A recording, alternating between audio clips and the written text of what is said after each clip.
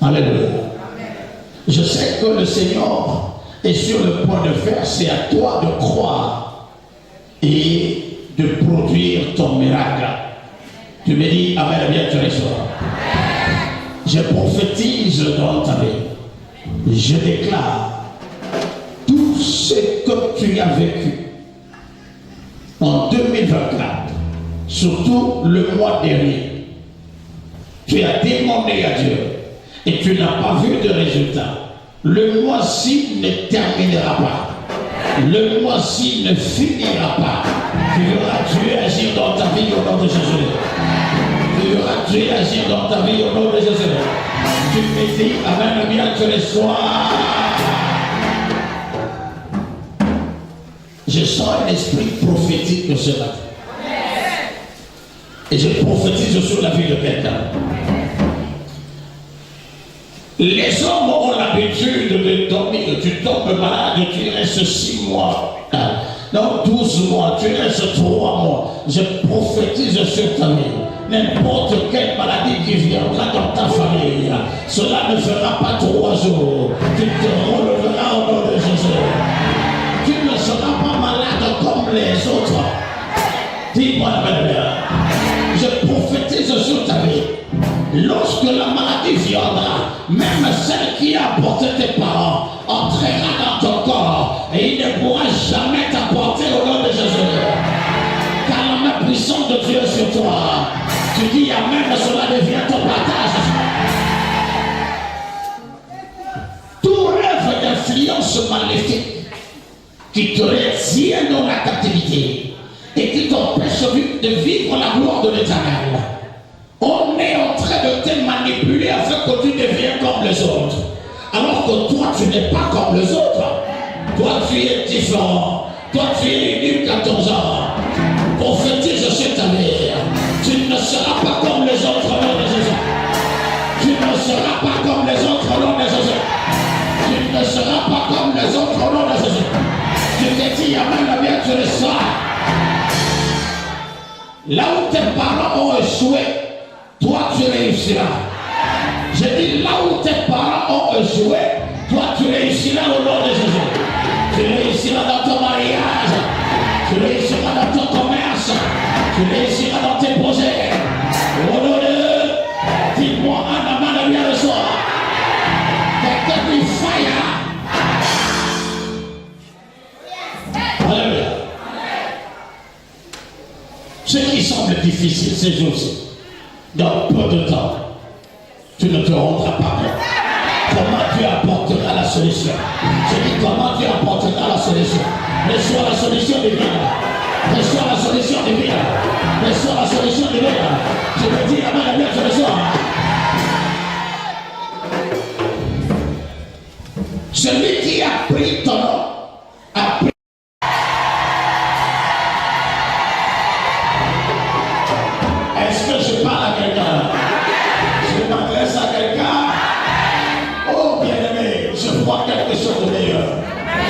Qui est en train de descendre, qui est en train de couler et qui annonce un événement heureux. Cela annonce un événement heureux.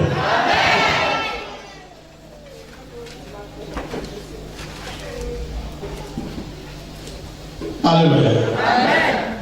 Les sorciers de ta famille qui se sont levés, ils ont dit que tu ne verras pas les bonheurs. Je me tiens sur l'onction du Saint-Esprit et je déclare que le tonnerre divin puisse s'abattre sur le nom de Jésus. Je dis puisse s'abattre sur eux. Il y a des gens qui doivent, il y a des gens qui doivent mourir pour que toi te vives. Et maintenant ce que je dis, il y a des gens qui doivent mourir pour que toi te vives. Celui qui a dit que toi tu ne verras pas les bonheurs, je déclare qu'il tombera au nom de Jésus. Il y a des gens qui doivent mourir pour que toi tu vives. Déclare ce que je dis. Tant qu'ils vivront, toi tu ne verras pas les bonheurs. Je prophétise dans ta vie. Tout Goliath dans ta vie, tout pharaon de ta vie, je vois ça m'approcher au nom de Jésus. Je le vois tomber au nom de Jésus. Quelqu'un dit yeah. Dis encore yeah. Quelqu'un ajoute fire.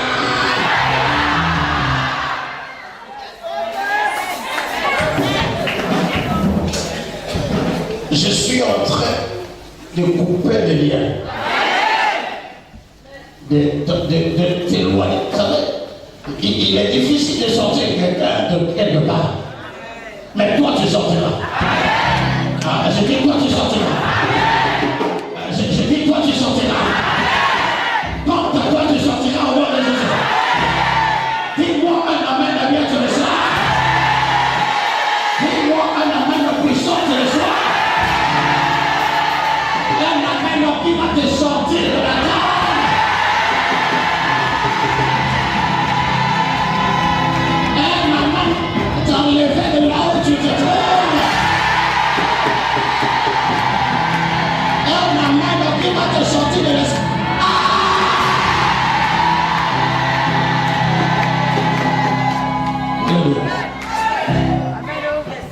Cela se fera. Je dis cela se fera. Je dis cela se fera.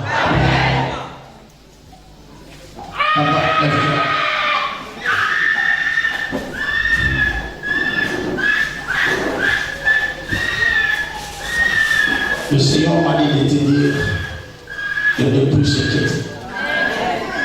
Viens plus vers moi.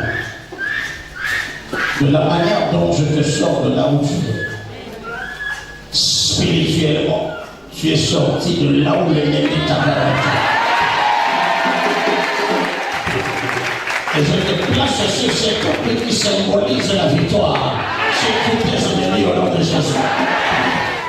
Dieu me dit de te dire, les choses viennent de changer à partir de maintenant. Je déclare que ce qui était difficile dans ta vie, là où je dois rentrer et sortir facilement.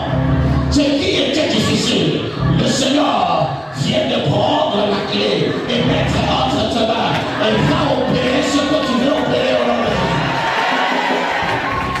Seule chose, et t'inquiète de rien. Va t'asseoir.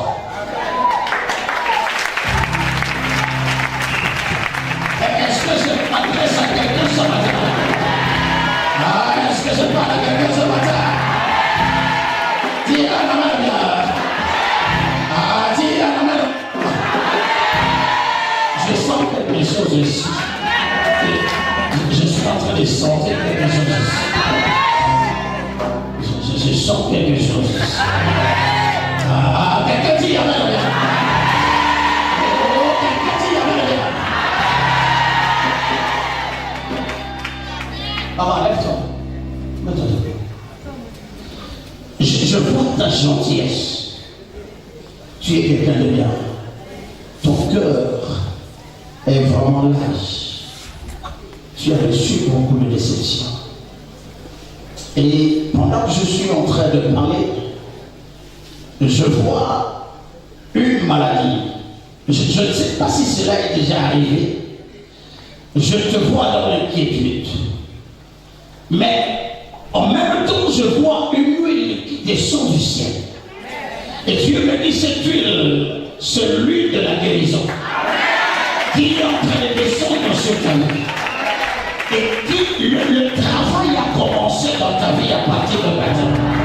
Il y a une huile de guérison et de faveur qui est en train de se répandre dans ta vie pour t'apporter ce dont tu as besoin. Le soir au nom de Jésus-Christ. Je dis le soir au nom de Jésus, et que ta vie ne demeure plus la même. Tu crois cela dit dans ce soir? Est-ce que quelqu'un peut dire amen?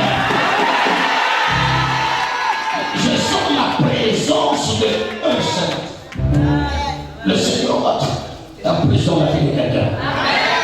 Dis-moi l'amen bien. Dis-moi un amen bien. Le Seigneur ne t'abandonnera pas. Tant que tu ne sortiras pas la tête. Alléluia. Il y qui est en train de faire des démarches pour le voyage, mais que cela semble très compliqué, très difficile. Mais le Seigneur me dit de te rassurer ce matin. Le chemin de tes démarches est très difficile, mais il n'est pas impossible. Car le Dieu que nous adorons, c'est un Dieu des possibilités, qui aime traiter des situations impossibles. Ne lâche pas et n'abandonne pas, mais sois sage. Parce que sur ce chemin, les choses sont compliquées. Mais sois sage. Est-ce que je parle de Dieu? Le message qui viendra ce matin viendra pour toi. J'ai dit ça viendra pour toi.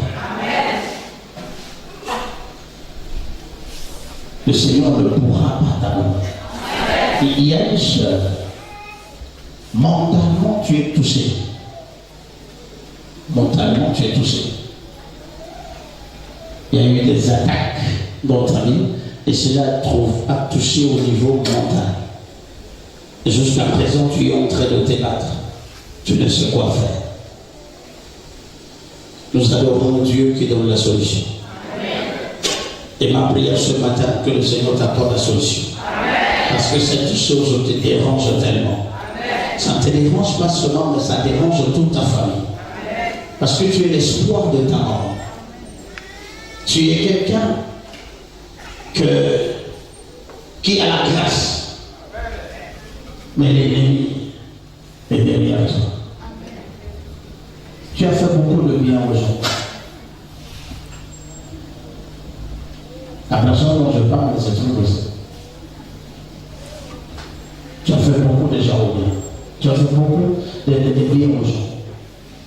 Et le temps est arrivé maintenant que le Seigneur te sorte de là.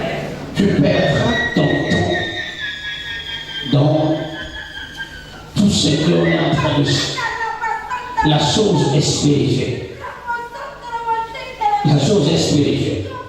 Je le dis bien, elle est spirituelle. Et l'attaque qui est en train de se passer dans ta vie, ceci est pour te faire du mal à ta maman.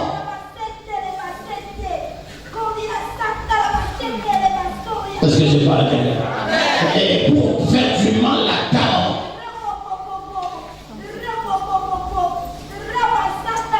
Et au niveau du village, c'est elle déjà. Les échos sont pour que ta maman ferme sa bouche. Mais Dieu ne t'a pas abandonné. Dieu n'a pas dit son dernier. Il y a des choses que nous faisons par ignorance. Et quand on a la vérité de la situation, le Seigneur nous donne la liberté. Est-ce que j'ai mal? Ce matin, je te communique cette grâce. Reçois-la au nom de Jésus. Reçois-la au nom de Jésus. Reçois-la au nom de Jésus. Et sois complètement libéré au nom de Jésus.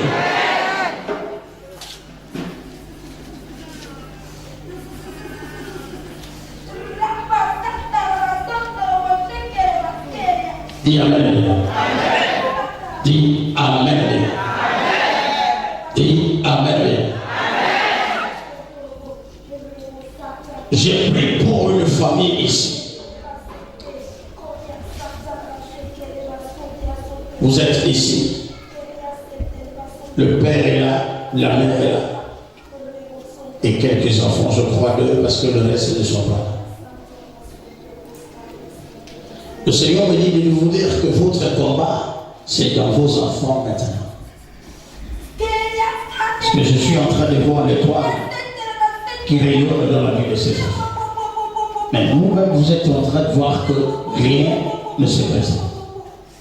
Pendant que je parle, que la main de Dieu soit sur cette famille et que la liberté divine se manifeste au nom de Jésus. Dis un amen bien, tu reçois. Dis un amen bien, tu reçois. Tu ne manqueras de rien. Je prophétise que tu ne manqueras de rien. Tu ne manqueras de rien. Tout ce dont tu as besoin, ce mois d'août te donnera au nom de Jésus. Ce 8e mois te donnera au nom de Jésus.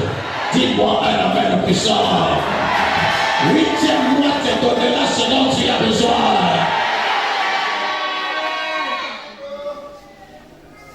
Alléluia.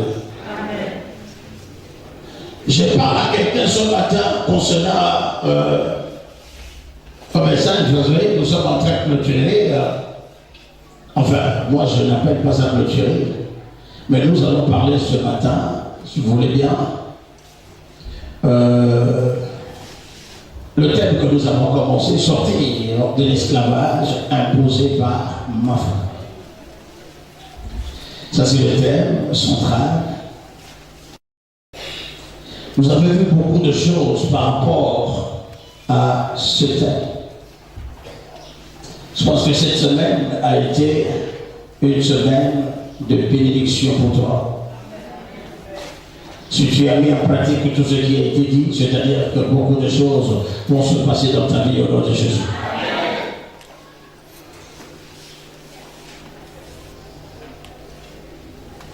Je voudrais te parler d'un thème que j'intitule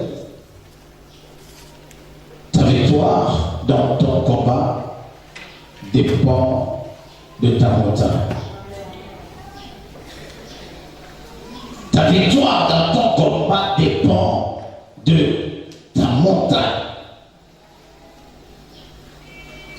Il y a des combats, il y a des situations qui nous arrivent.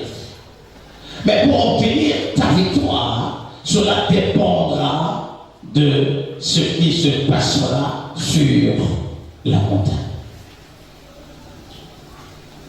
Aujourd'hui, par votre permission, je voudrais être un peu un enseignant et mettre en pratique ce que je te dirais. Amen. Alors ensemble, nous allons lire le livre d'Exode, chapitre 17. Exode, chapitre 17. À partir du verset 8, la Bible déclare: Amalek vint combattre Israël à Réphidim. Alors Moïse dit à Josué: choisis-nous des hommes, sors et combat Amalek. Demain, je me tiendrai sur le sommet de la colline, la verge de Dieu dans ma main. Josué fit ce que lui avait dit Moïse pour combattre Amalek. Et Moïse, Aaron et Hur montèrent au sommet de la colline. Lorsque Moïse élevait sa main, Israël était plus fort. Et lorsque baissait sa main, Amalek était plus fort. Les mains de Moïse étant fatiguées, ils prirent une pierre qu'ils placèrent sous lui et il s'assit dessus.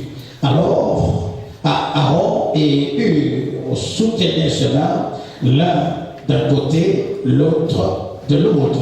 Et ses mains restèrent fermes jusqu'au coucher du soleil.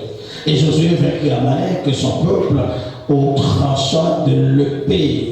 L'Éternel dit à Moïse: écris cela dans les livres pour que le souvenir s'en conserve, et déclare à Josué que j'effacerai la mémoire d'Amalek de dessus les cieux.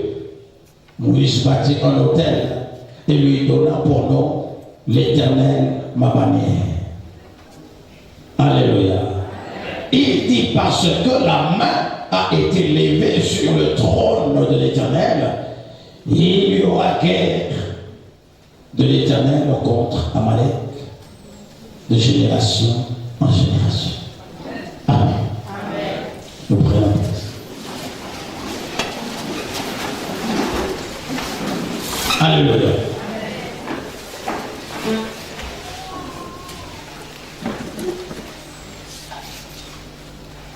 La Bible nous parle d'un récit, ou souvenez bien d'un texte, d'une histoire des enfants d'Israël.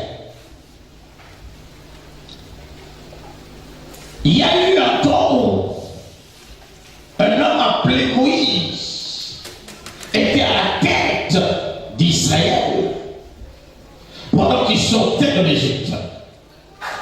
sorti de l'Égypte, comme la Bible déclare, au bras levé, et il marchait, arrivé au niveau de la mer Rouge.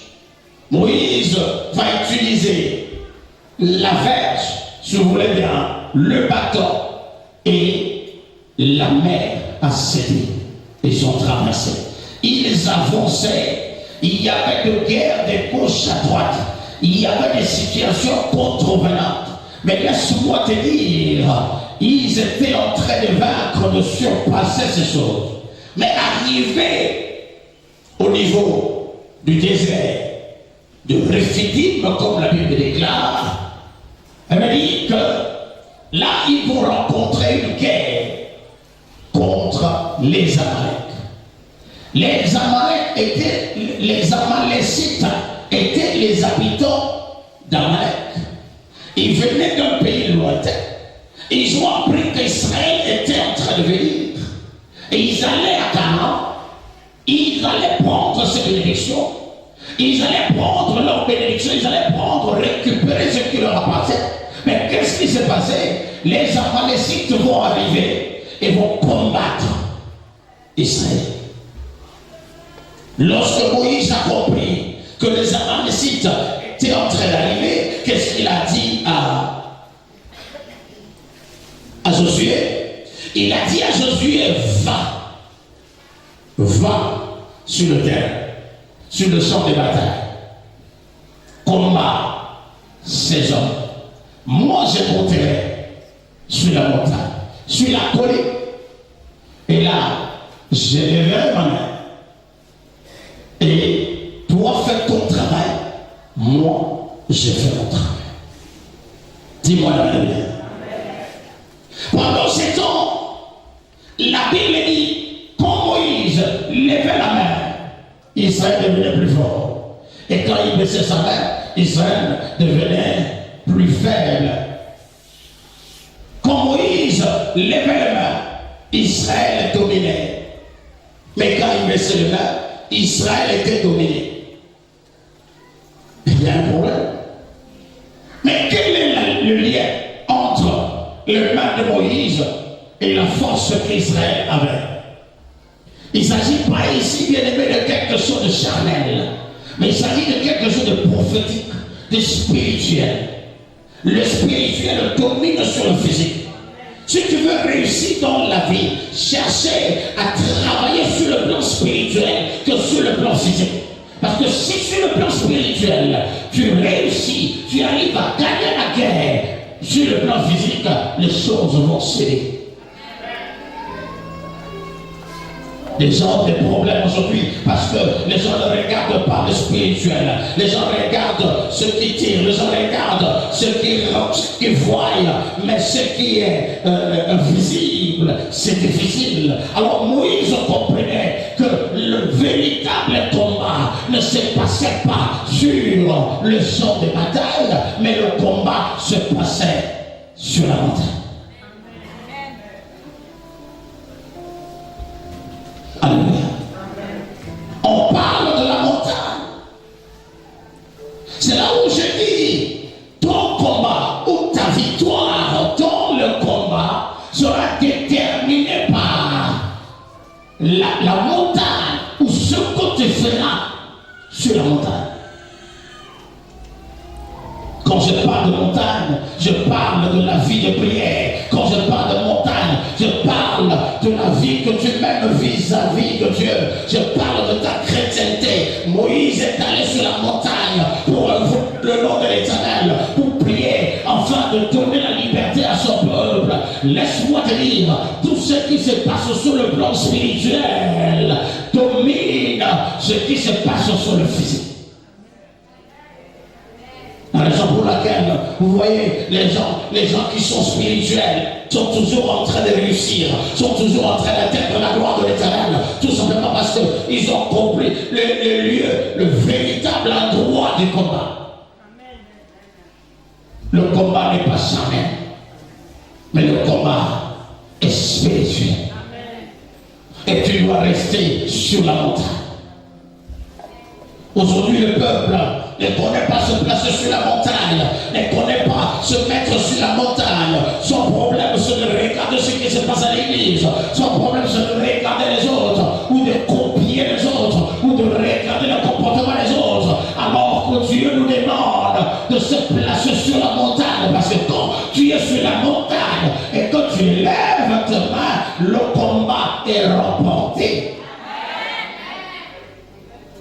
Tu ne rapporteras pas ton combat dans les chuchotements. Tu ne rapporteras pas ton combat dans les ondits. Tu ne rapporteras pas ton combat dans les lamentations. Tu ne rapporteras pas ton combat dans tout ce que tu peux voir. Mais ton combat sera remporté lorsque tu te placeras sur la montagne.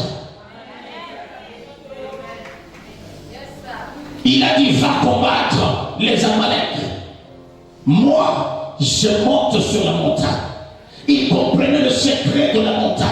Aujourd'hui, dans nos églises, quand on organise un temps de prière, tout le monde fuit. Même le responsable, on ne le voit plus à l'église.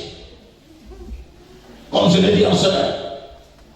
Tout le monde est à la maison. Parce que je jeûnais du matin jusqu'au soir. Et je suis tellement fatigué, je ne peux même pas arriver là-bas. Et les autres même qui n'arrivent pas. Parce que j'attends d'abord que le temps la termine. Et tu vas voir les mêmes personnes qui sont là en train de chercher la face de Dieu, et les autres croisent le bras et se disent qu'il fait très très froid ce jour-ci. Non, on n'a pas le moyen pour sortir. Oui, Jacques et Josué va, et moi j'ai monté. Aaron et Hur, nous irons sur la montagne. Mais Moïse, comment nous devons aller combattre? J'ai compris une chose. Le combat où la victoire n'appartient pas au plus fort. Dis-moi la manière. La victoire n'appartient pas au plus fort, mais la victoire appartient à ceux qui sont spirituels. La victoire appartient à ceux qui ont compris les choses de l'esprit. Le combat qui était là n'était pas stratégique. Le combat n'était pas avec la force, mais le combat était spirituel. Et il combattait les Amalécites, les mains levées. Il était en train d'adorer le Seigneur. Les mains levées, symbole de la prière intense. Les mains levées, symbole de la prière continuelle. Les mains levées, symbole de la recherche continuelle de Dieu. Tu es en train de chercher la face de Dieu nuit et jour. N'est pas abandonné, quelle que soit la circonstance, quel que soit le problème, quelle que soit la situation. N'abandonne pas, tu le cherches. Tant que tu ne verras pas ce Dieu, n'abandonne pas et ne lâche pas. Il était sur la montagne. Vous savez, le secret de la montagne, il n'y a que des hommes qui connaissent cela. Il n'y a que des hommes engagés qui connaissent cela. Écoutez, Jésus-Christ a eu la même situation. Il est monté sur la montagne pour la prière. Il était sur la montagne. Il était en train de prier. Et la Bible dit quand il est descendu, il a trouvé ses disciples qui étaient en train de dormir. Et comme bien aimé aujourd'hui, vous aurez des disciples qui tombent à l'église. Est-ce que c'est pas un regard? Les gens qui tombent, spirituellement qui tombent. Quand tu dis quelque chose, ils sont là avec les arguments, ils sont là avec les jésus. Mais bien aimé, tu as un sommeil spirituel qui t'a attrapé parce que tu es incapable de te tenir debout même pendant 30 minutes pour prier. Et tu te dis chrétien. Dis-moi la même. Tu te dis chrétien, 30 minutes de prière. Quand on lance un sujet de prière, avant que celui qui a lancé l'arrête, toi tu as déjà fini ta part. Et tu ouvres les yeux, tu commences à regarder les voisins. Le secret, c'est la prière. Si tu veux marquer ton passage sur la terre, si tu veux réussir sur la terre des vivants, bien aimé, tu as besoin de mener une vie de...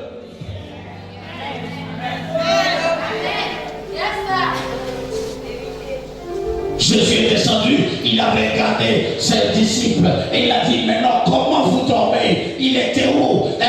Il était dans le jardin des Oliviers. Et le jardin des Oliviers se trouve sur la montagne des Oliviers. Et lorsqu'il est descendu, voilà pourquoi Judas, lorsqu'il voulait vendre, quand il est parti vendre Jésus sur le principal sacrificateur, il les a dit, qu'est-ce qu'il les a dit? Il dit, je connais là où nous allons le trouver. Ah oui, il a l'habitude de partir. Et il les a amenés sur la montagne des Oliviers. Lorsqu'ils sont arrivés au pied des montagnes, ils vont entrer trouver Jésus.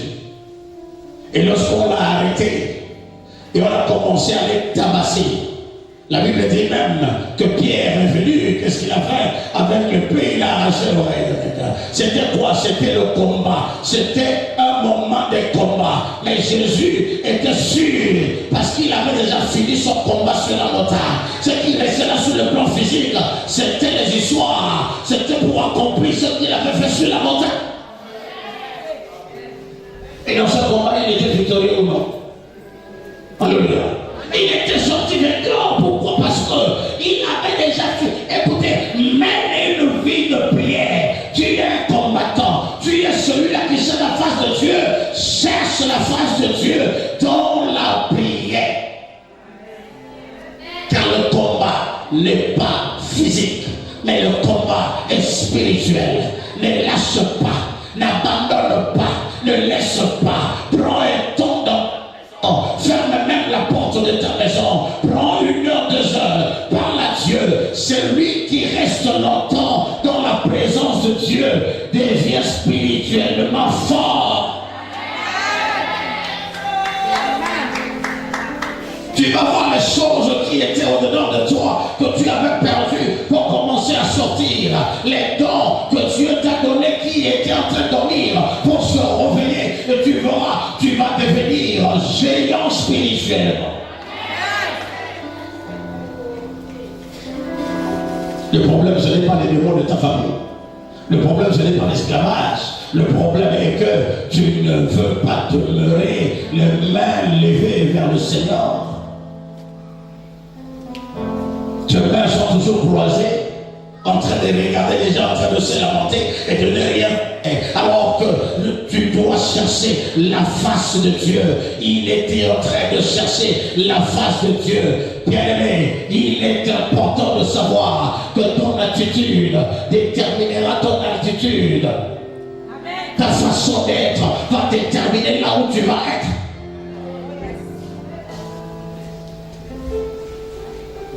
Il n'y a rien dans cette vie qui peut changer ta situation spirituellement, qui peut te rapprocher de Dieu que la prière.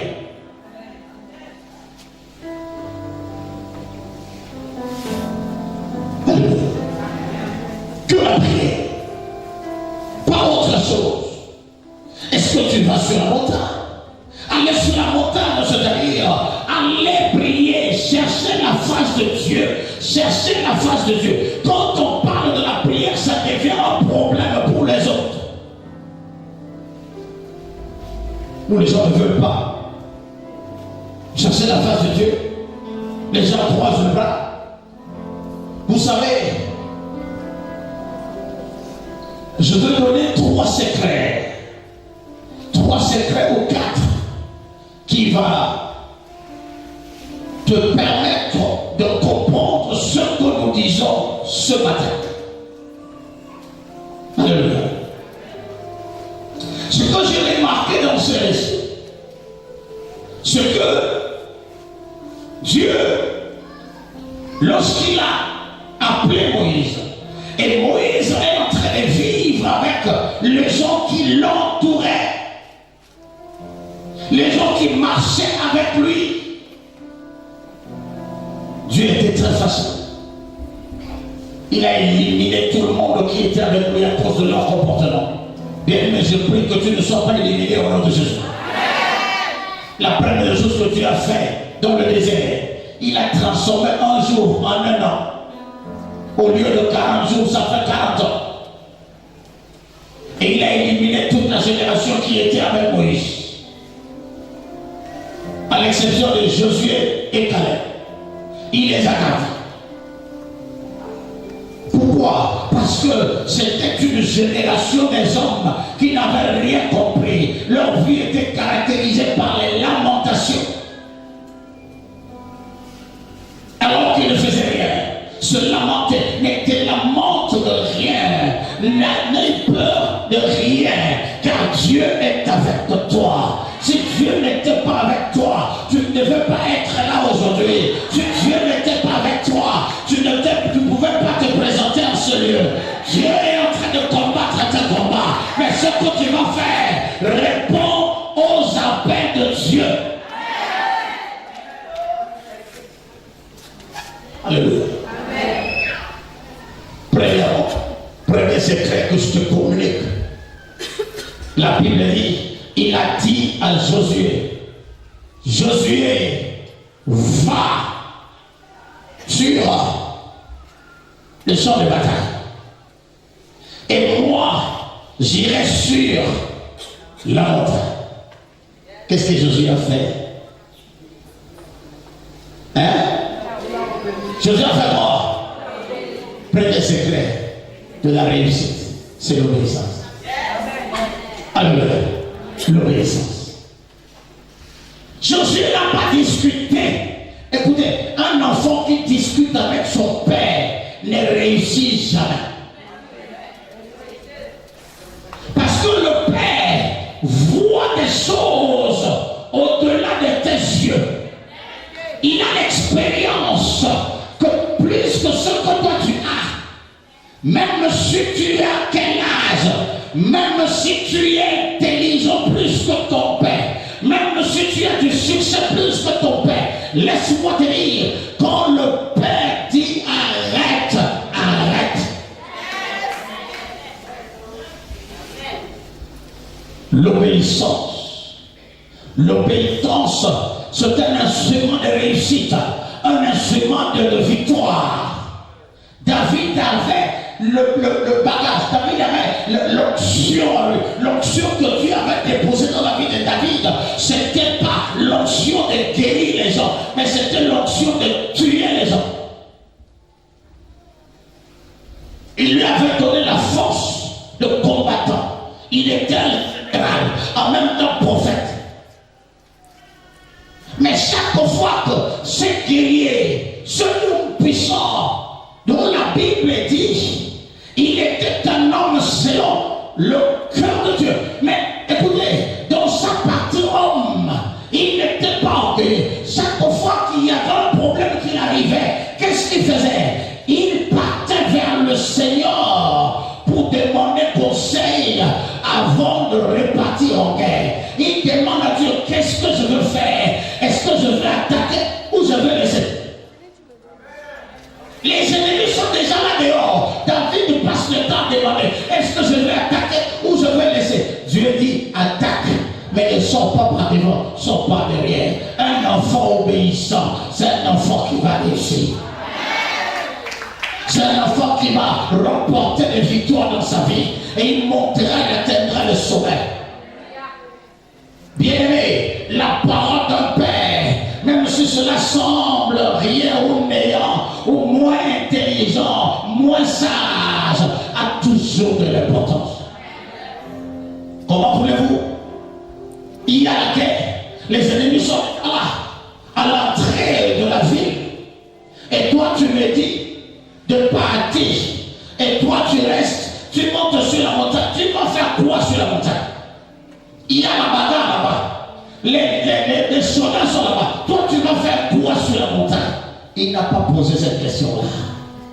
Il n'a pas demandé à discuter en disant non, mais écoutez, moi je trouve que il faut qu'on fasse ceci, la stratégie est que, bon, vous savez, selon moi, il n'y a pas selon toi devant le Père. Est-ce que c'est pas vrai? L'obéissance amène quelqu'un à atteindre là où il ne pouvait pas être. L'obéissance, et quand on mène une vie de prière, transforme la vie d'un homme et ça t'amène dans la cour de roi, la cour de grand. Alléluia. Parce que quand on obéit à un homme, ce qui est en lui entre Et tu commences à manifester l'onction qui est en lui. Parce que c'est lui qui t'envoie. Quand Moïse a envoyé Josué, Josué est parti en obéissant à la parole de Moïse. La force qui était à Moïse est entrée en lui. Josué ne partait pas seul, partait sous la recommandation de son père, qui était le mentor spirituel de son père. Si Josué mourait, Moïse allait être la responsabilité de Moïse. La raison pour laquelle Dieu ne peut jamais accepter ça. Les paix qui venaient à sa direction, ça va aller de côté parce qu'il est sous l'obéissance. L'obéissance, en quelque sorte, c'est un fétiche pour les Canadiens. Aujourd'hui, nous avons des enfants sages, intelligents, qui sont déjà arrivés, les hommes comme les femmes. Quand tu dis quelque chose, laissez-nous. Est-ce que moi je ne vais pas comme ça? Fais ce qu'on t'a demandé. Si ça ne marche pas, tu dis oui, ça n'a pas marché. Toujours en train de discuter. Un enfant qui discute avec un professeur, bien aimé, comment quand tu arrives? C'est pas pour rien qu'on a mis professeur pour t'enseigner. Même si tu es doué, il est professeur. Il enseignait les élèves et les élèves. Toi, tu viens seulement d'arriver. Et tu oublies que tu étais enfant hier. Parce que tu as les cheveux blancs ou bien les barbes blanches. Ou bien, je ne sais pas moi ce que tu es déjà arrivé. Fais comme ça. Fais comme ça. C'est d'ailleurs, manque d'obéissance inclut l'impolitesse. Un enfant impoli, ce n'est pas un enfant qui est même pas d'écran. Un enfant fait d'abord, avant de discuter. Dis-moi la même. Un enfant fait d'abord, avant de discuter. Cela te donne la victoire dans tout le combat. Non, je n'ai pas le temps. Ah non, non, moi je suis bien aimé. Écoutez, qui est devant toi qui te parle?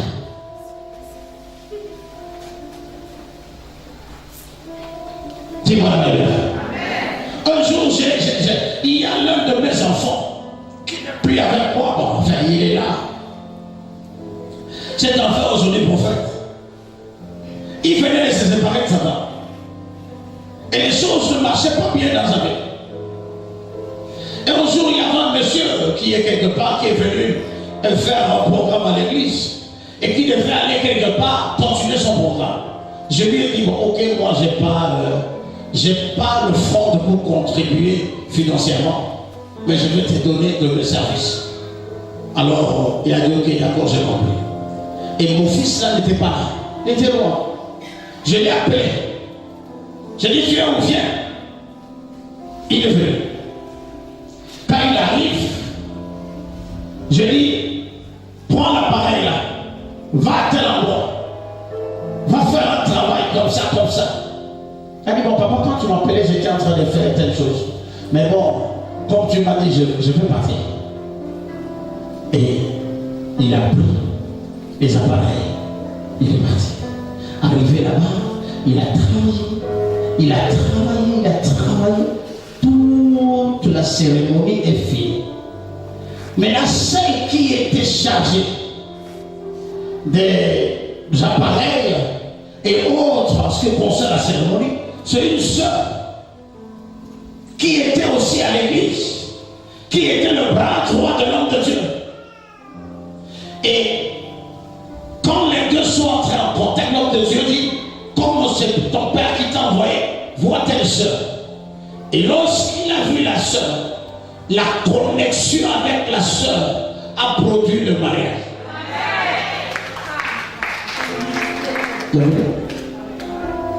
La connexion avec la sœur a produit le mariage. C'était le jour où il est allé sous la recommandation de son père pour aller travailler en laissant tout ce qu'il avait. Aujourd'hui, on a tellement des enfants sages et qui sont déjà arrivés. Je ne sais pas. Dieu veut te visiter. Parce qu'il veut te visiter, il veut utiliser quelque chose, mais il ne connaît pas comment faire. il voit quelqu'un et dit fais un peu ceci parce que moi je veux intervenir afin de créer quelque chose. Parce qu'on vient chez toi, tu es tellement sage plus que tout le monde. Tu es déjà arrivé. Écoutez, il faut connaître chaque personne qui est devant toi, qui il est, avant de répondre ou de donner une réponse quelconque. Est-ce que je parle à quelqu'un? Est-ce que je parle à quelqu'un? Moïse lui a dit va. Il est allé sur le lieu de le champ de bataille. Là-bas, il était en train de se battre. Il n'a pas regardé qu'il va mourir. Il n'a pas regardé que c'est à toi tu envoies les gens, tu restes au bureau. Toi tu es en train d'envoyer les gens et toi-même tu ne viens pas. Non, il n'a pas dit ça. Il a dit ok, d'accord. Parce que sur la montagne, c'était le bureau de Moïse, là où il entrait en contact avec Dieu. Toi tu n'as pas besoin. Toi tu es encore jeune. Il faut aller sur le champ de bataille. Va faire. Pendant ce temps, lui, il est en train de travailler là-bas. Il va la il y a des choses qu'on peut te dire, tu vas faire telle chose. Et ce que tu avais fait, tu te pousses. Parce que c'est Dieu qui t'envoie, il va prendre ta bénédiction là. Aujourd'hui, on n'a pas des enfants dociles. On n'a pas des enfants obéissants. Des enfants qui ont toujours quelque chose à dire à un père, à une mère. Non, je n'ai pas le temps. Non, je suis occupé. Non, ça sera après. C'est lui qui te dit ce que toi tu dois faire. C'est pas toi qui le dis. Il t'explique. Dis-moi la manière. Tu n'es pas encore arrivé.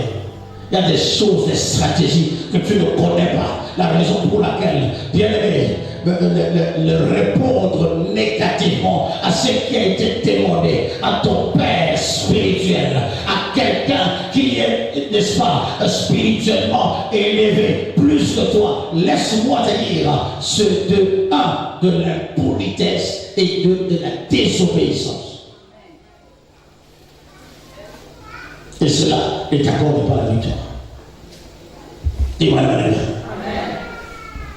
Vous savez, Moïse, lorsqu'il envoie Josué, il y avait beaucoup de gens qui devaient aller, mais il les a laissés. Il a choisi Josué parce qu'il savait qu'il avait un plan dans la vie de Josué. Amen.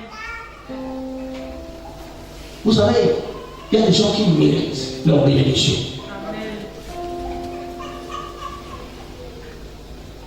Père, avec cette année, tu risques d'être disqualifié.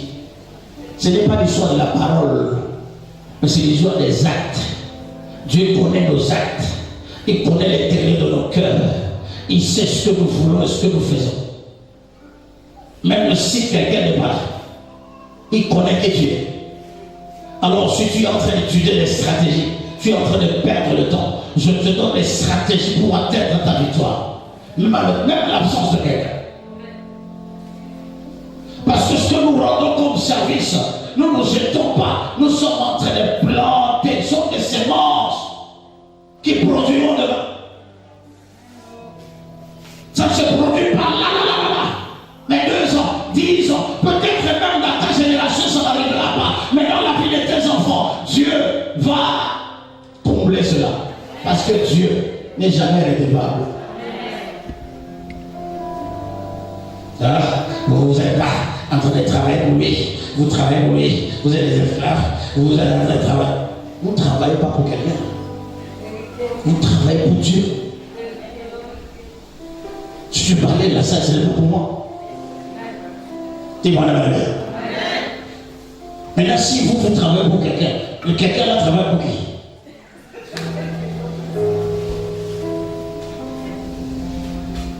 Il travaille pour lui. Alléluia. Il n'y a que les enfants qui viennent d'ailleurs, qui voient l'importance de ce que nous sommes en train de faire.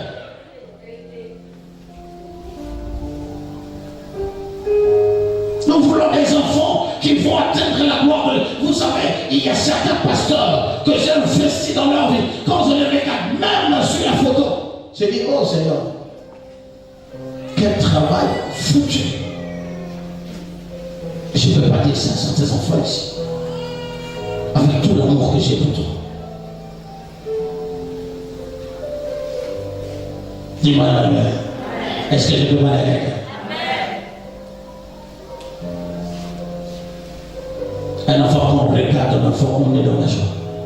On est content d'avoir un vessie dans son corps, un vessie dans sa vie.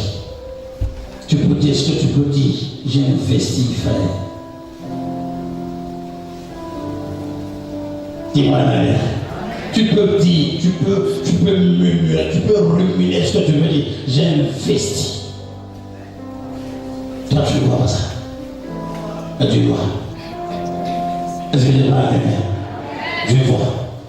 Souviens-toi de ce jour-là. Je vais voir. Mais sois reconnaissant. Sois obéissant. Ta victoire t'attend. Ta victoire arrive. La victoire de quelqu'un dépend de ce qu'il fera. En fonction de ce qu'il sera présenté. Dis-moi la manière. Est-ce que je parle à quelqu'un? Je m'adresse à quelqu'un.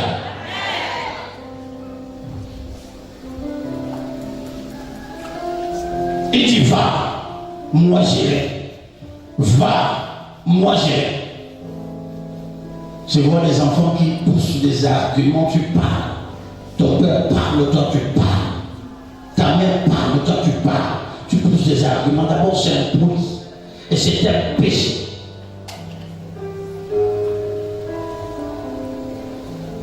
Et tu dis Jésus Christ. Vous savez, certaines choses que nous disons qui ne cadrent pas vraiment, qui n'est pas bien. Les enfants ne parlent pas, c'est pas parce que c'est bien, mais ils ne parlent pas parce qu'ils sont polis. Quelqu'un entend ce que je dis? Devant le Père, on ne dit rien. Même s'il est nu, on prend quelque chose en couvre. Souvenez-vous de Noé et ses enfants. Quand Japhet regarde son père, d'une façon, il entre dans la chambre de son père et voit, trouve que son père est nu. Il court dehors. Il va dire à ses frères, il dit, le type l'a déjà vu. Il a bu cette fois-ci, il s'est déshabillé, il est nu. Il dort là-bas, il est nu.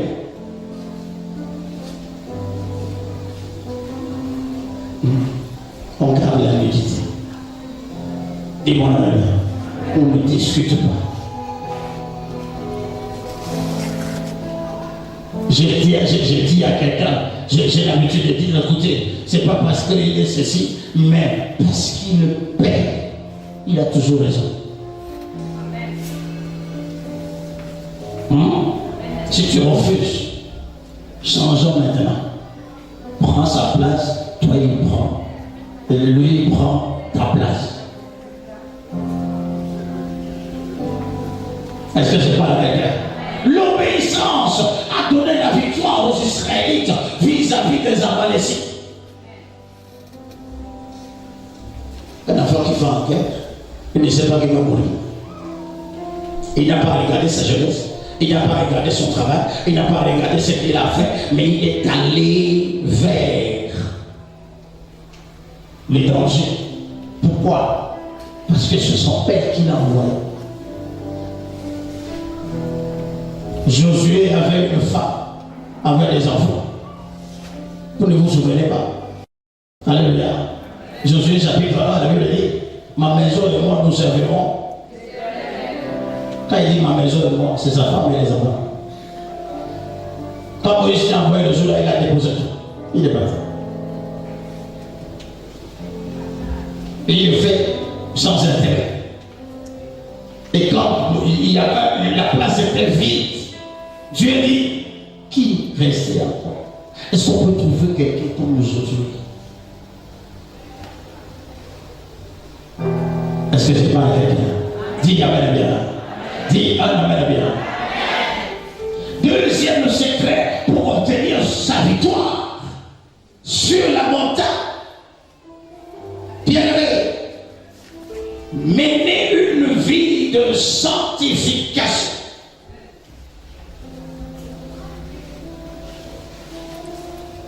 Est-ce que c'est pas agréable? C'est là où tout se gâte. Alléluia. Vous savez, en train de jeûner et de prier, frère, tu ne peux pas prier et jeûner et continuer de mener la même vie. Tu te moques de qui? De Dieu ou de toi-même?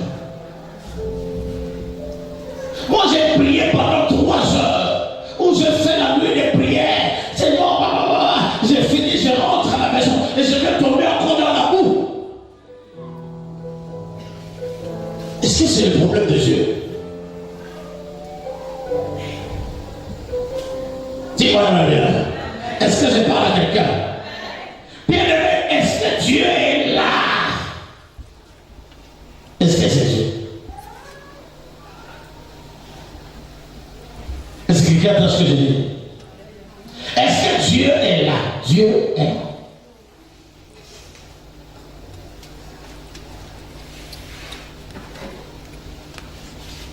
En parlant, bien-aimé, de la sanctification, j'étais en train de parler aux enfants ici l'autre jour.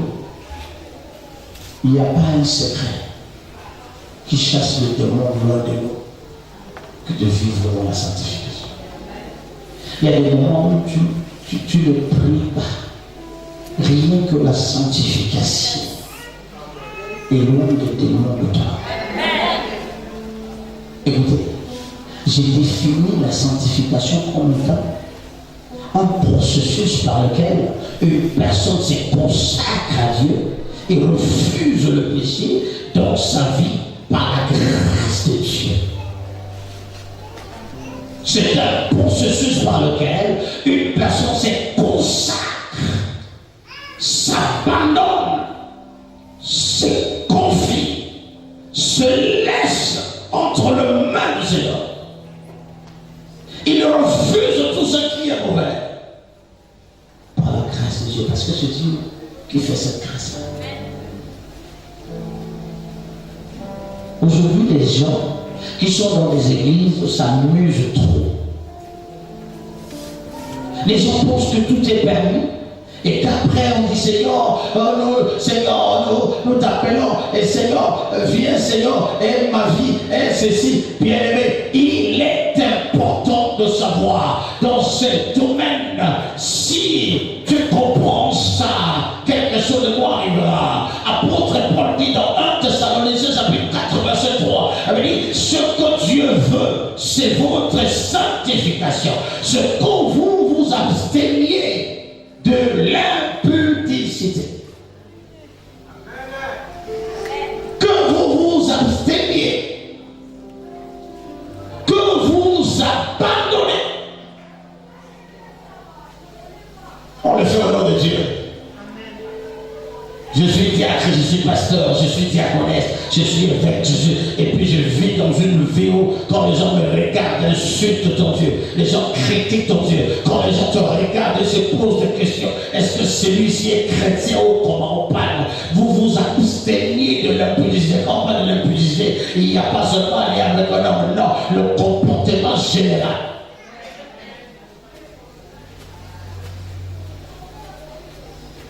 Notre comportement heurte certaines personnes. Notre environnement se pose trop de questions à cause de notre façon de faire. Et là, c'est ma vie, je m'en fous, il s'agit de ma vie. Ce n'est pas ta vie. À partir du moment où tu donnes ta vie en Jésus, tu appartiens à ta communauté. Tu appartiens au corps de Christ. Et tu dois être un exemple. Être un exemple. Un exemple.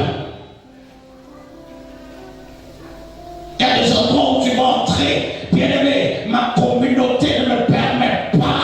Dieu ne me permet pas et je ne le ferai pas. Même si c'est comment, ce n'est pas pour moi, je veux le faire. Mais je le fais parce que je veux heurter les autres.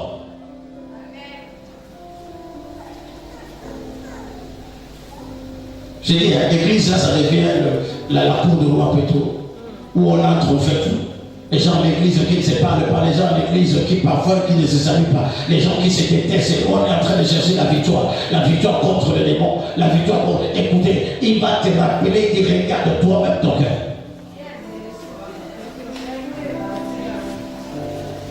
Alléluia. Et je suis en train de servir le Seigneur. Tu sais à quel Seigneur? Dis-moi le bien.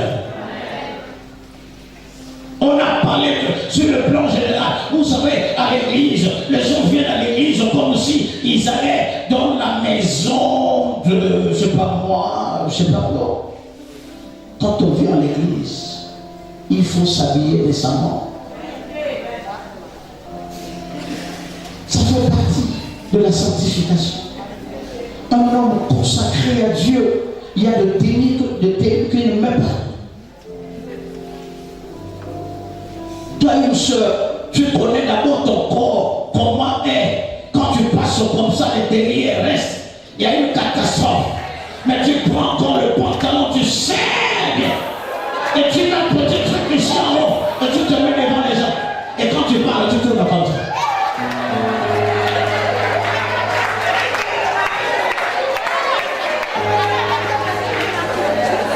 Dis, je m'en vais prier. Quand les gens te regardent, tu vas prier. Dis, oui, je m'en vais prier. Il y a un frère qui est venu là, qui est assis, qui ne te regarde plus, qui regarde seulement. Et il ne peut plus. Quand tu dis chassons les démons, lui il est là. Bien te regarder.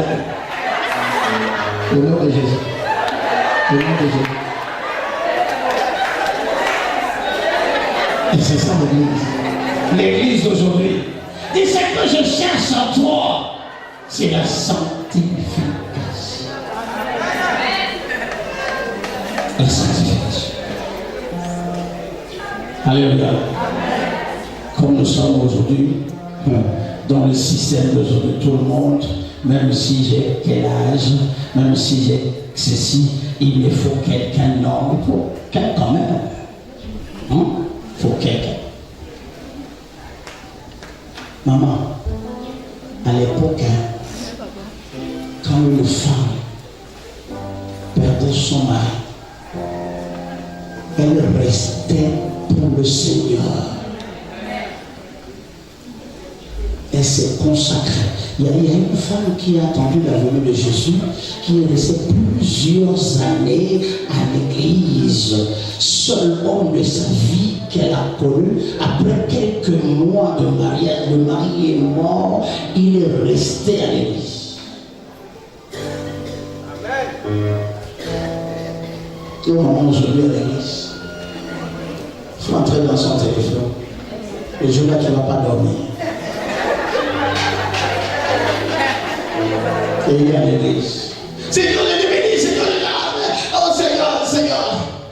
Et ta vie, tu vois ce qui est en train de se passer. C'est l'église de réveil. Non, ce n'est pas l'église de réveil. Vous avez perdu le nom, c'est l'église de sommeil.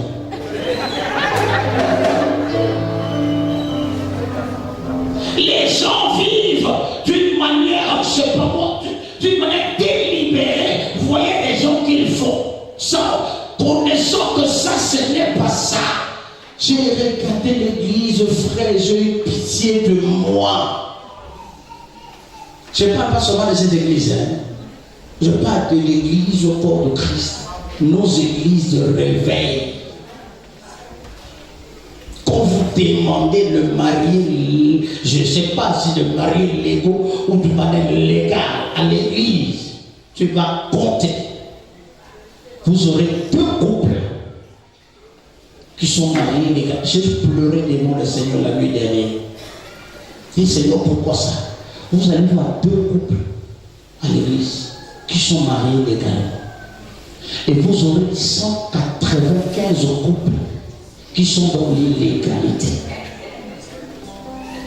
Et vous aurez, comment dirais-je, 87 mamans, les autres même des diaconesses à l'église, qui vivent avec des gens dehors. Et vous voulez convertir les gens venir à l'église? Quelqu'un doit venir dans ton église. Et une soeur qui vit avec un frère. Et ce frère, il est tellement logique. Et puis un jour, là, demandé, il dit, les choses que je fais avec toi, ton pasteur, quoi.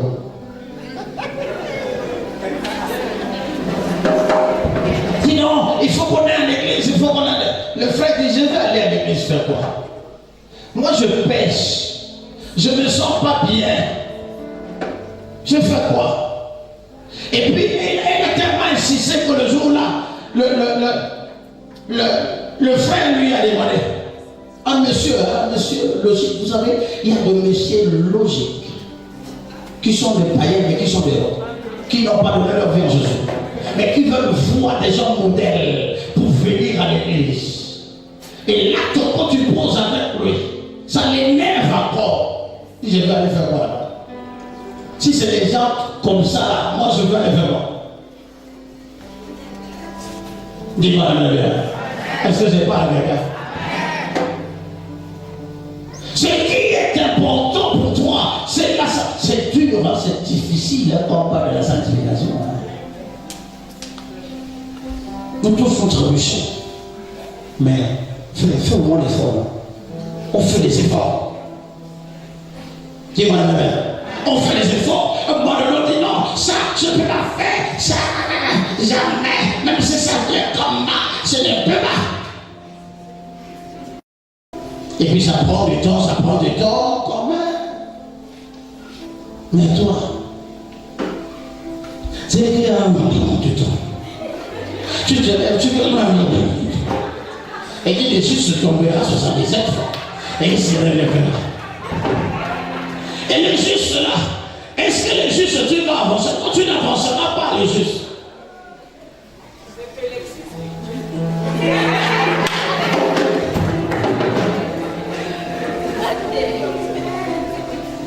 Dis-moi la même. Écoutez, c'est pas un problème. Donne-moi Jésus. Le problème est que nos promesses se retardent. Ça n'arrive pas vite. Est-ce que j'ai pas la règle? Regarde ta promesse qui doit arriver à ce niveau. Parce que chaque chose a son temps. Et Dieu a, n'est-ce pas, un plan qu'il a gardé pour toi, un moment déterminé. Est-ce que j'ai pas la règle? Maintenant, tu dois partir d'ici pour atteindre là-bas. Dans la loi, dans la consécration. Et là, c'est Dieu lui-même qui t'est tenté. Il permet à ce que tu sois tenté. Il permet à ce que tu sois tenté. Il va ouvrir les portes. Mener dans un endroit comme ça, la nuit arrive et tu te retrouves seul et tu vois quelqu'un qui se présente et dit je veux voir ce qu'il dit souvent là ou ce qu'elle dit là vraiment. Et non, Dieu, c'est ici qu'on va voir.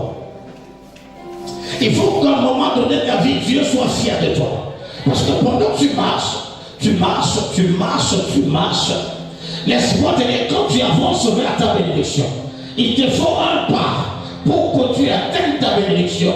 Quand quelque chose arrive et quand tu tombes, et tu demandes pardon à Dieu, Seigneur, pardonne-moi, Seigneur, la miséricorde. Dieu dit, ok, j'ai compris mon fils. Tu es mon fils.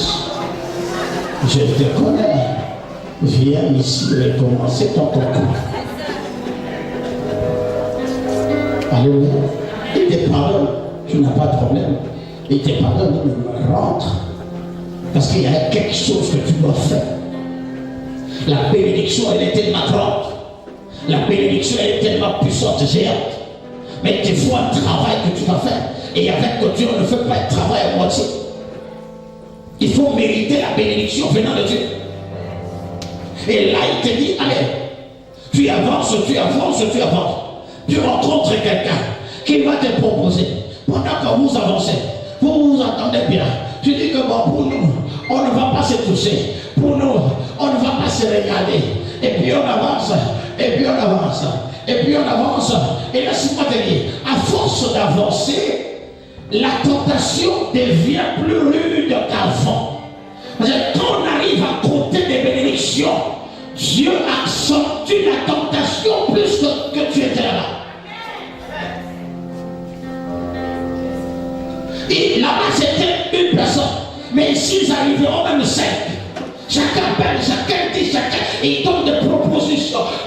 Pourquoi? Parce que tu es à la porte. J'ai dit à mes enfants, quand tu vois dans ta vie, il y a trop de tentations et la douleur s'accentue. Ce que tu es à la porte, n'essaie de pas, n'avance, ne laisse pas, avance. J'ai trop de problèmes, la vie la même, je comment, il faut que je laisse, j'abandonne et je fais comment, tous mes tombent sur la tête, ainsi de suite. Oui, parce que Dieu veut voir qui tu es réellement. Souvenez-vous de Job. Job jusque-là était intègre devant le Seigneur et Dieu était tellement content. Et il était en train, n'est-ce pas, de dire à Satan, as-tu vu mon serviteur Job? Il est intègre, n'est-ce pas? Et pendant qu'il parlait, il souriait, il était tellement content. Et Satan lui dit, oui, il est intègre parce que tu l'as protégé. Parce que tu l'as protégé. Essaye de te déconnecter de lui, tu verras. Et Dieu dit, ok, je te donne la permission. Mais il y a certaines choses qui t'arrivent, ne vient pas forcément des démons, ça vient aussi de Dieu lui-même, parce qu'il est sur le point de te faire du bien, mais il veut voir quel type de personne que tu es. Il veut te tenter. Tu vois, quand ça va, oh non, moi je suis chrétien, moi je suis chrétien. Être chrétien, ce n'est pas seulement par la bouche, mais être chrétien, c'est traverser les étapes difficiles.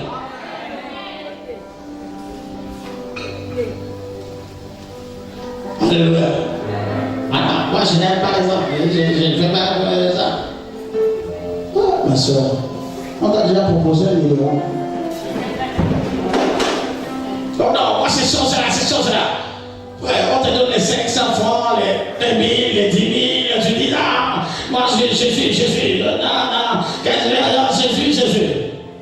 Quand on voit que tu es en face de ta bénédiction, tu vas tomber sur le Goliath que Dieu va permettre, tu vas là-bas. Parce que Goliath n'est pas vilain. Goliath est beau. Et quand tu entends la phrase qui sort de la bouche de Goliath, tu dis waouh, il a fréquenté. Non seulement il a fréquenté, mais sa poche est bien chargée. Quand il vient te voir, il te parle des choses qui entrent ici, s'asseoir ici. Il prend 50 mètres de transport, tu trembles. Transport. Et lendemain, il revient. Il dit, mais comment ça va? Ben, on ne s'est pas vu. Bon, on se rencontre. Bon, d'accord, ok. Bon, tu achètes même quelque chose là aux enfants. Tu fous comme ça, 250. La troisième fois, quand il vient à la maison, il dit, papa, viens ici, viens ici, papa, viens.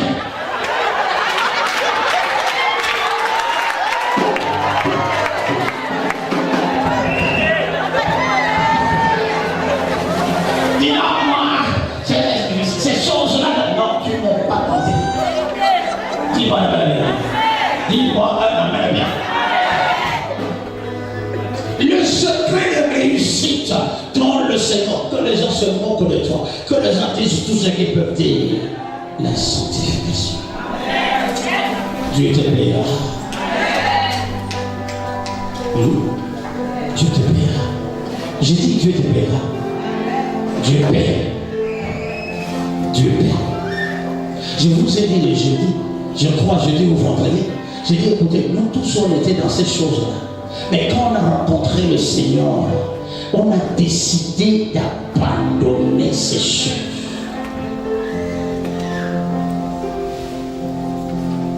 C'est pas que cela n'arrive pas, ça arrive.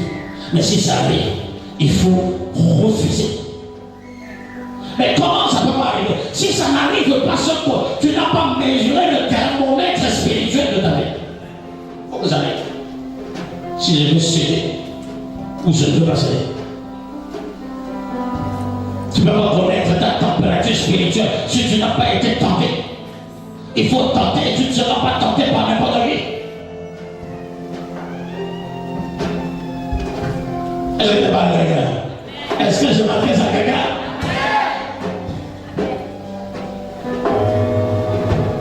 L'église d'aujourd'hui et les autres viennent aussi faire la cour, même au niveau de l'église. On est en train de prêcher là-bas, lui il est en train de regarder la soeur. Il fait les yeux d'eux. La soeur aussi, elle a compris. Elle devient malaise.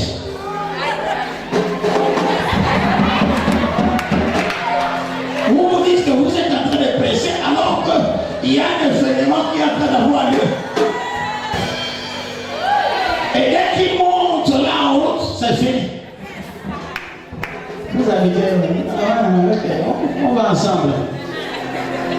On va ensemble. Une soeur de l'église, avec un frère qui vient à l'église. On va ensemble. Ah vous, ils étaient à la même direction. Ils arrivent dans un carrefour. Et il dit, je vais t'accompagner. Il dit, la fille dit, non, je ne peux pas arriver là-bas. Seulement aujourd'hui, j'arrive pas. Dis non, viens, c'est bien, on avance juste. Non, moi je ne parle pas. Elle dit non, je ne parle pas. Je ne parle pas, non, moi je ne parle pas. Non, je ne parle pas, non. Je ne parle pas, non. Vous nous faites la honte. Et puis elle est en train de dire je ne parle pas. Jusqu'à arriver à la porte des garçons. Les garçons disent on entre, dit je n'entre pas. Je n'entre pas. Le garçon dit viens, dit non, je n'entre pas. Je n'entre pas. Je n'entre pas. Je n'entre pas. Assieds-toi, non, je ne m'assois pas. Je ne m'assois pas. Je ne m'assois pas. C'est toi, tu veux quoi, tu veux quoi. Tu veux quoi.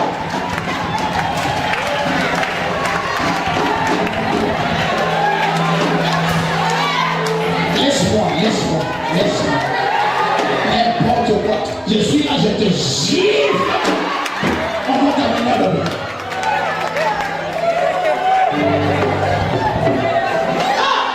Donnez-vous un peu de respect. Et en ce moment-là, l'homme de Dieu dort celui tranquille. Quand les choses sont en train de se passer. Quand on se va après le temps, la soeur, on ne la voit plus à l'église. Ou le frère, on ne le voit plus à l'église. Qu'est-ce qu'il y a? Les églises là, votre église là, les gens, c'est vous qui tuez l'église. C'est vous qui tuez l'église.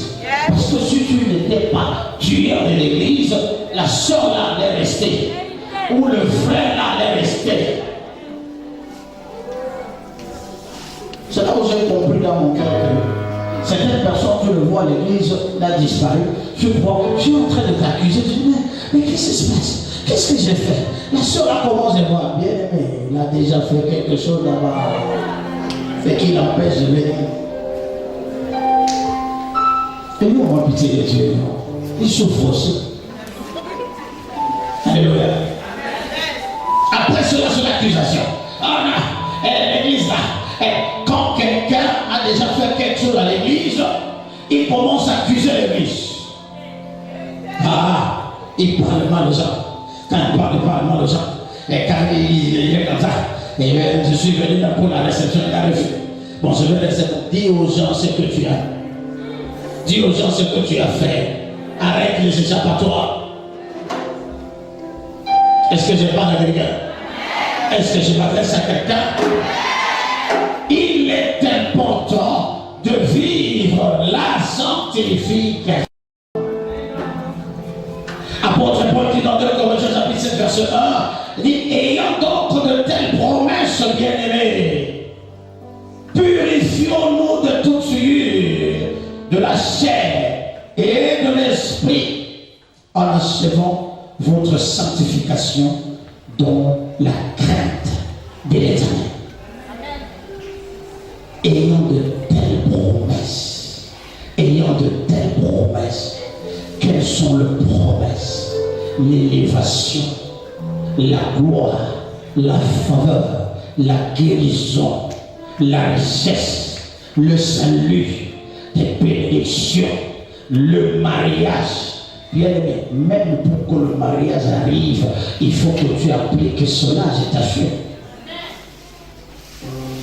Dis-moi la manière. Je parlais, je crois, vendredi. J'ai dit que tu es un couple et que vous voyez que Satan vous attrape toujours dans un carrefour. Vous n'arrivez pas à vous marier, à se mettre ensemble régulièrement. Qu'est-ce que vous allez faire? Prenez la décision de faire la séparation de corps. Alléluia. Amen. Que l'un ne touche pas l'autre. Et vous allez voir. 6 mois ne va pas tarder. Ce monsieur va trouver de l'argent. Il va honorer ta femme. Alléluia. Quelqu'un dit, je fais ça. Il va aller avec les autres dehors. Déjà, je suis comme ça, il va avec les autres dehors. Non. Bien aimé, ce qui est sûr, c'est que même si tu arrives au point zéro, Dieu va te relever. Un homme que Dieu a mis sur ton chemin ne peut pas faire ça. Alléluia. Dis-moi un. Même si ça capote, même si ça devient compliqué, tiens bon. Ça arrivera. Est-ce que je parle bien? Ça arrivera. Ayant de telles promesses, comment voulez-vous que Satan ne passe pas? Satan va passer tant que vous ne comprenez pas le rôle de la sanctification dans le combat spirituel.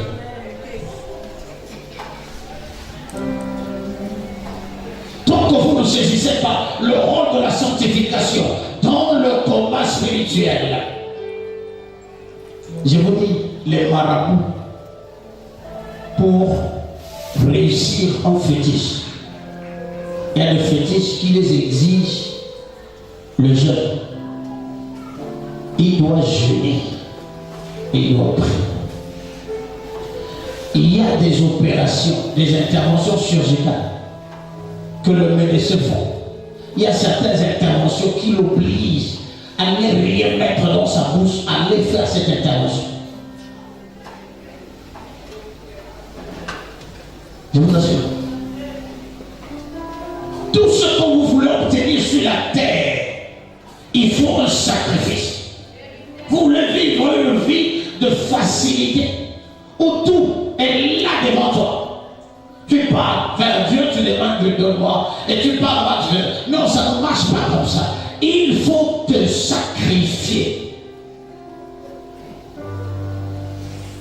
Quand Jean veut se sacrifier, sa femme lui dit, Rémi, ce Dieu-là. Et il a dit, non, je ne peux pas faire ça. Et à la fin de compte, Dieu, qu'est-ce qu'il a fait? Il a restauré. Dieu l'a restauré. Dieu a restauré Job. Il a été restauré. Les enfants qu'il avait perdus, il les a encore donné d'autres enfants. Et il a multiplié sa richesse. Je parle à quelqu'un. Est-ce que je parle à quelqu'un? Alléluia. Ayant donc de telles promesses, bien-aimés, purifions-nous de toute souillure, de la chair et de l'esprit, en achevant votre sanctification dans la crainte de l'Éternel. Alléluia. Et enfin, le dernier point, pour atteindre la victoire, c'est la persévérance. Alléluia. La persévérance. J'ai vu la persévérance dans ce texte. J'ai vu Moïse qui a soulevé ses mains et Israël est devenu fort. Quand il a baissé, Israël était dominé. Et soulève, Israël devient fort. Et qu'est-ce qu'il a fait? Il n'a pas arrêté de soulever ses mains. Cette fois-ci, ils ont cherché une stratégie. Ils ont pris un parpaing. On a mis ça par terre. Et on a fait asseoir Moïse. Et il a soulevé ses mains. Et Hur a tenu une main. Et Aaron a tenu une main. Et les mains sont restées suspendues. dans la persévérance. Avec dit, celui qui persévérera jusqu'à la fin sera sauvé. Ce n'est pas parce que tu as échoué aujourd'hui que tu vas abandonner. Ce n'est pas parce que tu as prié aujourd'hui que tu vas abandonner. Ce n'est pas parce que tu as prié Dieu, Dieu ne t'a pas donné que tu vas abandonner. Ce n'est pas parce que tu as cherché la face de Dieu et tu ne l'as pas vu que tu vas abandonner. Non, n'abandonne pas, ne te laisse pas, ne relâche pas. Cherchez à s'accrocher à Dieu, cherchez à demeurer ferme dans ta décision, tout en croyant que Dieu fera et il va le faire. Alléluia. Il va le faire. Il est bon jamais. Il est bon jamais. Il est bon jamais. Il est, quand tu dis quelque chose, bien aimé, quand tu continues dans la persévérance, tu continues dans la persévérance. Il faut être un homme persévérant. Et une femme persévérante. Il y a des gens, dès que tu tentes un peu, tu laisses pas. Dès que tu tentes un peu, tu laisses pas. Dès que tu viens un peu, on a dit non, tu laisses. Surtout les gens qui font le choix ici. Dès que tu viens chez quelqu'un, tu viens peut-être voir quelqu'un dire moi je pense que vraiment la soeur dit non, écoute, ça ne peut pas marcher, que ça va trop loin, ça va.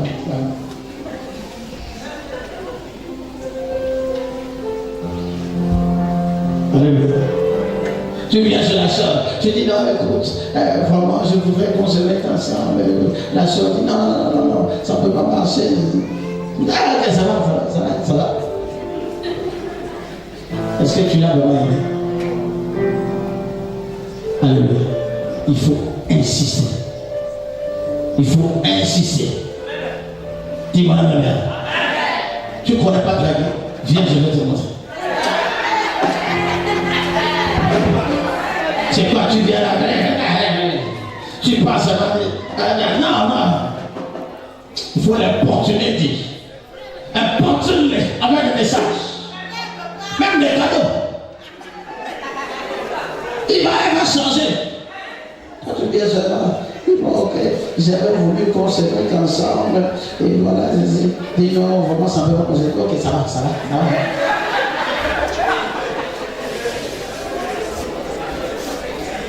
Alléluia. Bien, quand tu es venu, peut-être elle n'avait pas déjeuné le matin. Voilà pourquoi tu as eu cette réponse. Rentre à midi, peut-être tu vas trouver quelle relation. Dis Amen. La persévérance dans tout ce que tu vas faire pour atteindre ta victoire, c'est-à-dire même dans la prière, persévère. Tu l'appelles le matin, tu appelles la midi, tu appelles le soir. La prière, c'est quelque chose qui distingue les hommes devant Dieu. Alléluia. Persévère. Ça ne marchera pas. Persévère.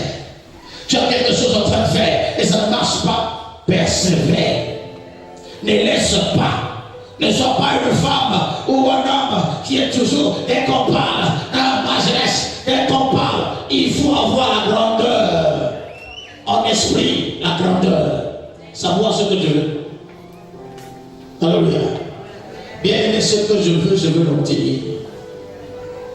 Dis-moi la manière. Je veux l'obtenir. Ce que je veux l'obtenir. Pas avec brutalité. Mais je veux l'obtenir. J'ai dit à Dieu, Seigneur, ça, je veux l'obtenir. Car c'est Dieu qui donne tout. Alléluia. Aujourd'hui, ça ne marchera pas. Demain, ça ne marchera pas. Laisse-moi te dire, un jour.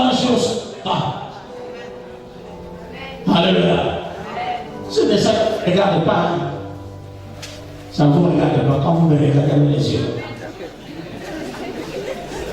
D'ailleurs, vous n'êtes pas encore là, je n'ai une femme. Alléluia. Ah oui. Tu n'as rien dans ta bouche. Donc, ne va pas devant la fille de truc ou de l'ange. Alléluia. Est-ce que je parle à quelqu'un? Est-ce que je parle à quelqu'un? La persévérance, c'est l'arme de gagnant. Ceux qui veulent gagner, ceux qui veulent réussir, ceux qui veulent obtenir la victoire, sont ceux-là qui marchent dans la persévérance. On le critique, on l'insulte, on fait tout et persévère. Mais un secret ne persévère pas dans le mal. Alléluia. Quand tu as quelque chose et que tu entends le parent dire ça, non. L'autre dit ça, non. En tout cas, démon de Dieu. Essaie de t'abstenir. Alléluia. Est-ce que quelqu'un a compris ce que j'ai dit? Est-ce que j'ai parlé à quelqu'un? Acclame le Seigneur si tu as compris ça.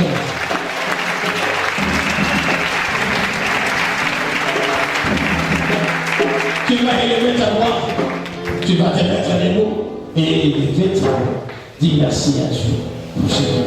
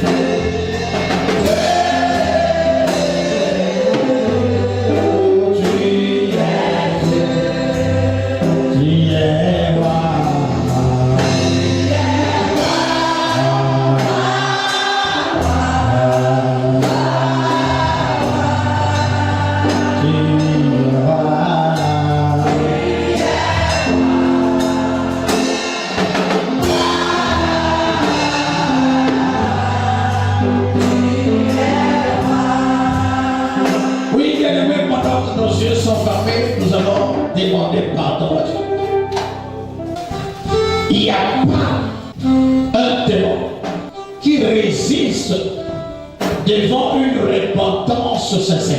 Si tu te repens de vrai, les portes qui ont été fermées s'ouvriront sans pour autant qu'il y ait de clé. La repentance, c'est la clé qui ouvre toutes les portes de bénédiction.